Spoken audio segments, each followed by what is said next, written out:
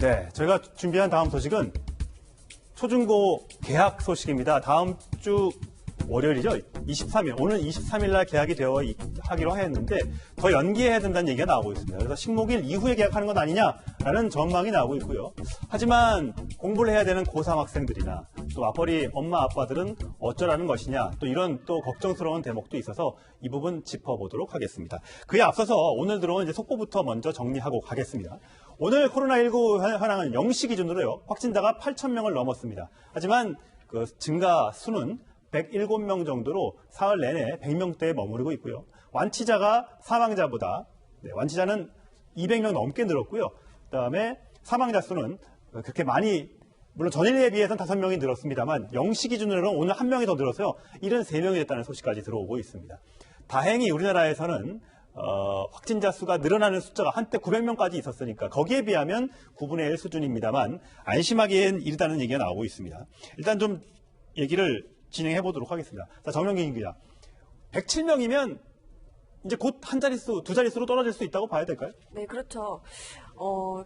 대구 확진자들이 좀 지금 줄어들고 있고요. 예. 그리고 수도권에 물론 콜센터나 이런 데서 환자들이 나오고 있지만은 사실 조금 있으면 107명이기 때문에 두 자릿수까지 줄어들지 않을까 이런 예측을 해봅니다. 예. 하지만 아직도 지역사회 감염에서 콜센터라든지 교회라든지 PC방 등등에서 집단 감염 사태가 발생하고 있기 때문에 안심하기엔 이르다는 점이 많다는 점을 시청자 여러분들께 다시 말씀을 드리겠습니다. 자, 과연 이 8천여 명 가운데 연령대별로는 과연 어떻게 될까 많이들 궁금해하실 텐데요. 20대가 제일 많습니다만 저희가 준비한 소식은 바로 이겁니다. 10살 미만의 아동이 81명의 확진자가 있고요. 그리고 10대, 주로 초, 중, 고등학생이 주로 많을 텐데 424명, 합치면 500명이 넘습니다. 전체 8천여 명 가운데 퍼센티지를 따지면 한 6% 정도가 초, 중, 고 학생이다. 이렇게 판단을 할 수 있을 것 같은데 자, 그러다 보니까 아직 코로나가 잠잠하다고 보긴 어려운데 과연 개학을 오는 예정대로 오는 23일 날 하는 게 맞느냐? 이걸 가지고 갑론을박이 있는 것 같습니다. 제가 목소리 준비했는데 들어보시겠습니다. 3월 초부터 최소 3주 동안 휴업이 불가피하다는 결정을 내렸습니다. 당초 3월 9일에서 3월 23일로 2주 추가 연기하겠습니다. 교육부에서도 전국적인 단위로 23일 개학 문제를 어떻게 할까를 검토하고 있다고 봅니다. 그러나 대구시 재난안전대책본부장으로서 대구시에 국한해서 제 의견을 말씀드린다면 23일 날 개학은 이르다라는 판단입니다. 네, 교육부가 여기에 대해서 검토에 들어갔고요. 현재 들리는 소식에 의하면 조금 더 연기하는 쪽으로 가닥을 잡고 있다는 얘기가 들립니다. 언제가 될지는 정확히 모르겠습니다만 4월 5일 식목일 이후인 4월 6일이 될 것 같다라는 보도도 나오고 있는데요. 그 소식은 저희가 들어오면 자세히 전해드리도록 하겠고요. 자, 교수님, 걱정이 되는 건 물론 아까 500명 정도의 10대가 돼서 한 6%가 된다고 합니다. 20대보다는 적은 숫자고요. 제가 질병관리본부 등에 물어봐도 그 500명 중에 많이 아픈 그 학생들은 없다고 합니다.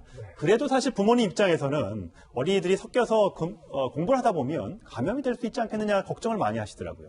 그렇죠. 지금까지도 이 어린아이들이 왜 적게 감염되는지에 대한 명확한 근거가 확인돼 있지 않습니다. 예. 왜 아이들이 덜 걸릴까?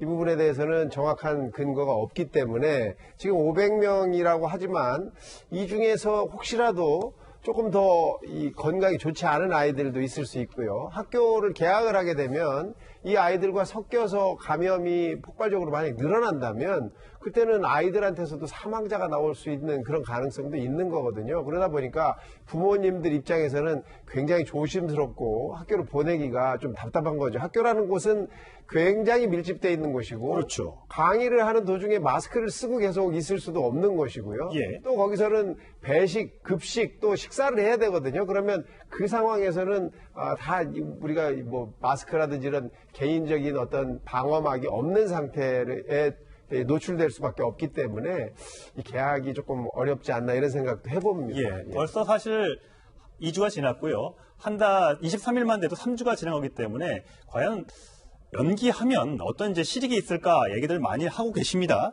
자, 김태현 변호사. 예. 이게 3주를 늘리는 것과 그 이상을 늘리는 건 좀 차이가 있다면서요? 이게 법정 수업일수라는 게 있지 않습니까? 예. 그러니까 한 학년을 수료하기 위해서는 어느 정도 수업일수를 맞춰줘야 되는데 지금까지는 우리가 3주 딱 휴업을 했을 거예요. 현재까지 그렇죠? 그렇습니다. 예. 근데 3주 일 이내에 휴업하면 1단계인데 그때는 방학 일수를 줄이면 돼요. 그러니까 여름방학 줄이고 겨울방학 줄여서 맞추면 됩니다. 예. 수업 일수를.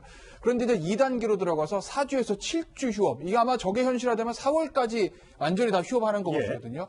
그렇게 되면 방학만 줄여서는 대책이 없으니 그때는 수업 일수를 10% 감축을 할 수 있게 돼 있습니다. 예. 지금은. 그러면 이제 법정 수업 일수를 줄여주는 거죠.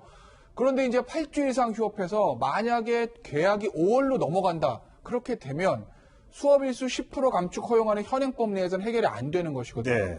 그럼 법을 개정해서 뭐 수업 일수를 20% 감축할 수 있게 한다든지 뭐 30% 감축할 수 있게 한다든지 그렇게 법 개정까지 가야 되는 상황이기 때문에 정말 그때는 최악의 상황까지 가는 거고 그런데 지금 뭐 교육부에서 아직까지 뭐 3단계까지는 5월로 그러니까 4월을 통으로 지금 휴업을 하는 것까지 가야 되는 것이기 때문에 그것까지는 아직은 우리가 조금 생각하는 게는 좀 먼 얘기인 것 같고 일단은 이제 1단계 지나고 2단계 4주에서 7주까지 휴업하는 것 이 방향을 조금 교육부에서 검토하고 있는 것으로 보입니다. 네, 그러다 보니까 벌써 청와대 국민청원 게시판에는 계약을 더 늦춰야 한다는 국민청원이 등장을 했습니다. 벌써 참여 인원이 화면에서 보시는 것처럼 9만 명을 넘어섰습니다. 3단계로 그냥 아예 올려달라는 그 학부모까지 있는 것 같은데 어떻게 될지는 뭐 좀 지켜보도록 하겠습니다.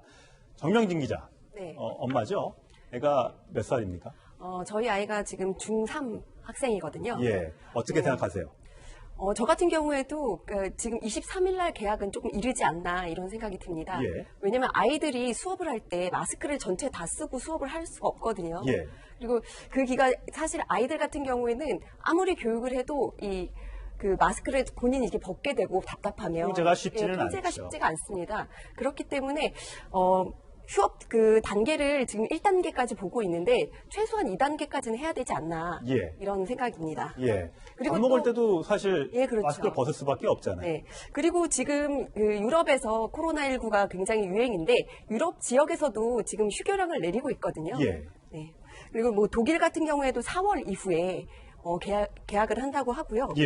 그리고 뭐 이탈리아, 뭐 프랑스 이런 나라들은 전면 휴교령을 내려서 아직 언제 계약을 할지 모르는 상황입니다. 그렇군요. 물론 아이들의 건강을 생각한다면 당연히 휴교를 연장하는 게 바람직할 겁니다. 하지만 반대하는 입장도 있다는 점. 재택근무 끝나고 휴가도 쓸 만큼 썼는데 또 계약을 연기하면 아이들은 집에서 방치되고 PC방이나 등등을 전전할 수밖에 없다라는 학부모의 걱정스러운 부분도 분명히 있는 것도 사실입니다. 그래서 그런지 조희연 서울시 교육감도 조언을 좀 구하고 있는 것 같습니다. 어떻게 해야겠습니까? 라는 글을 이제 SNS에 올렸는데요. 좀 소개를 좀 해드리겠습니다. 조희연 교육감은 여러 가지 얘기를 하면서요.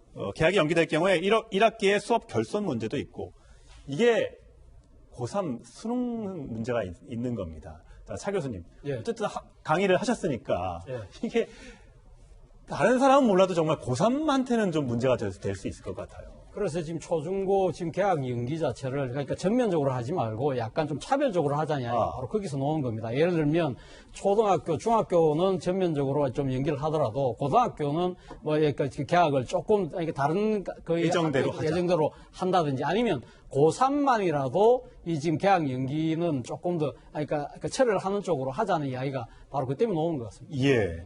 과연 그러면 또 고3만 또 건강을 또 챙기면 안 챙기는 나이냐? 혹시 고3 걸리면 앞으로 수능도 아예 못 볼 텐데. 그러니까 지금 수능 일정이 상당히 지금 차질이 빚어질 수밖에 없기 때문에 그렇게 된다고 한다면 지금 상당히 사회적으로 파장이 커지니까 예. 바로 그 때문에 그러니까 고등학교 3학년만이라도 그러면 조금 이 지금 그 개학 연기하는 부분을 조금 차별적으로 하자는 이야기가 나온다는 것이죠. 예. 정명희 기자. 지금 초중고 학생이 우리나라 대충 몇 명 정도 되죠? 초중고 학생이 한 600만 명 정도 되거든요. 굉장히 많네요. 예, 굉장히 많습니다. 그래서 사실 이 학생들이 집단시설에서, 그러니까 학교라는 집단시설에서 감염이 되면 굉장히 문제가 커지게 되는 거죠. 예. 그렇기 때문에 학부모로서 네. 또 여러 가지 또 의학 전문 기자로서 개학을 연기하는 게 좀 더 맞지 않느냐 이런 얘기를 해 주셨습니다. 더더욱 이게 지금 2019년 기준으로 초중고등학생 학생 숫자가 545만 명 정도라고 돼 있는데 이 학생들이 마스크를 다 써야 되잖아요. 그렇죠. 학교를 가게 된다면. 그렇죠. 이 마스크 숫자가 이게 정말 어마어마한 숫자거든요. 그렇죠. 이것도 상당히 큰 문제가 될 거라고 생각합니다. 지난번에 굉장히 대구 경북 사태가 심각했을 때 거기서 이제 빼서 그 비축해놨던 초중고에 비축돼 있던 마스크를 공수를 해서 일부를 다른 지역에 썼잖아요. 물론 그렇죠. 일부는 다시 메워놨다고 했습니다만 이 마스크 문제가 또 해결되지 않고서는 개학했다가는 예. 오히려 더 큰 화를 부를 수도 있다. 아니 뭐 부모님들한테도 어마어마한 원성을 또 들을 거고 예. 아이들도 그 마스크가 없으면서 굉장히 불편한 또는 불안한 이런 심리가 올 수 있기 때문에 예. 사실 이 개학을 한다는 게 그 학교 수업 일수만 맞추는 것뿐이 아니라 이런 부분도 좀 신경을 써야 될 거라고 생각합니다. 예.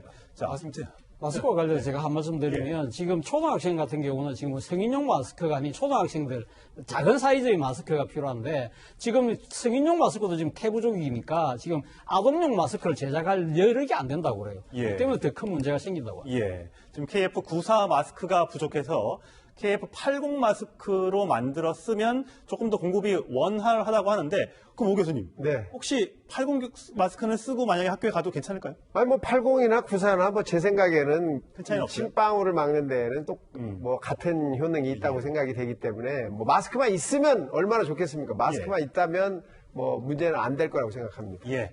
마스크 공급이 잘 돼서 학생들이 안심하고 공부를 할 수 있는 여건이 만들어졌으면 좋겠습니다.